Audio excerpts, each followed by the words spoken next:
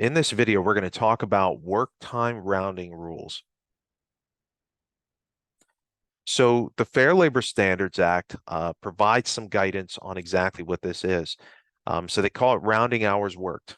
So they state that some track in 15-minute increments, and the Fair Labor Standards Act allows employers to round to the nearest quarter hour. So yes, you can do that.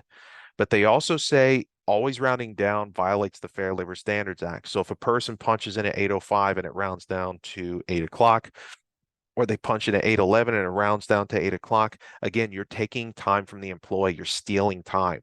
So they're saying always rounding down is going to violate the FLSA. You have to also round up in instances. So there are going to be times where the person punches in at 8:08 and then it rounds up to 8:15. So they lose time. But in some instances, they're going to punch in at 8:05 or 8:07, and it's going to round down to 8 o'clock. So you're going to get 7 minutes. So again, it works both ways.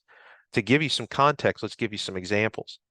So the government does say that employee time from 1 to 7 minutes may be rounded down and not counted as hours worked. So yes, you can do that. But in some instances, 8 to 14 minutes must be rounded up and counted as a quarter hour of work time. So again, staying within those rules, that's something that gives you a little bit more flex.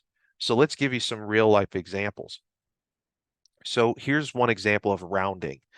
If you're rounding to the nearest quarter hour, and again, looking at that 1 to 7 minute period of time, you have to round down in this instance. So this employee punched in at 9:05 and 5 seconds in the morning. So because it's within that triangle that we have here, this orange triangle, you can see time that's within 9 o'clock to 9:07 and 59 seconds must be rounded down. So because this employee is within that window, the time's going to round down to 9 o'clock a.m. So in other words, they're getting 5 extra minutes added to their timesheet because the time is rounding down. Therefore, they're going to be punched in at 9 o'clock a.m.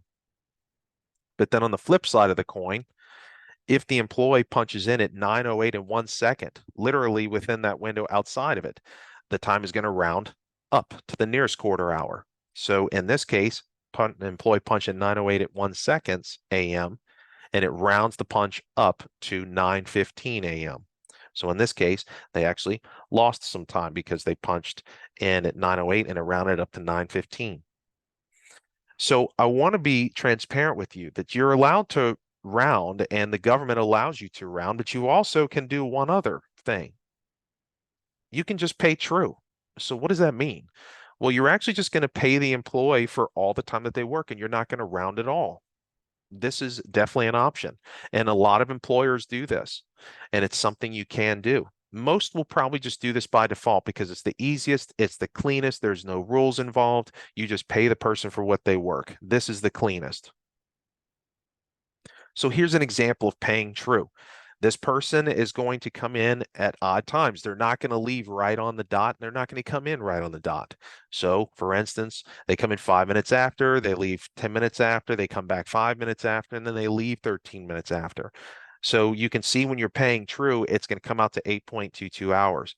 If you deal with a controller or an accountant, they're probably going to tell you, man, this is annoying. I don't like seeing 8.22 hours. It makes my brain almost skip a thought. Again, it depends on the employer, but in some employers' instances, they don't mind paying this. For instance, the employer I work for, they pay me true. So this is what my day would look like if they paid me. Now, on the flip side, if you are rounding, let's talk about what that'll do if you're rounding. Well, instead of it being right off the mark, again, 1 to 7 minutes and 59 seconds.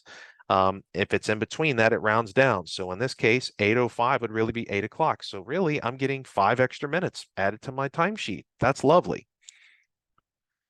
And then when I leave at 12:10, it's really rounding me up to 12:15 because it rounds up in that instance. Remember going back to that clock example.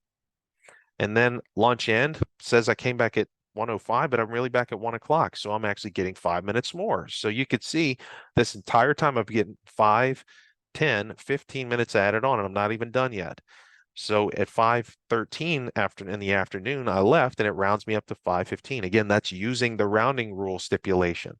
And it goes both directions. It goes down in some instances and sometimes it goes up. And as you can see, it pays me 8.5 hours. So when you're rounding in certain cases, yes, you are going to be paying the employees more. It's not always going to be that case, but in a lot of instances, I've seen some employers come back and say, well, I'm paying this person more and I shouldn't have to. I'm like, well, that's the thing. If you're going to round your punches, you have to pay the person for what the system rounds it to. If you're paying true, that doesn't come into play. You're just going to pay the person for what they work.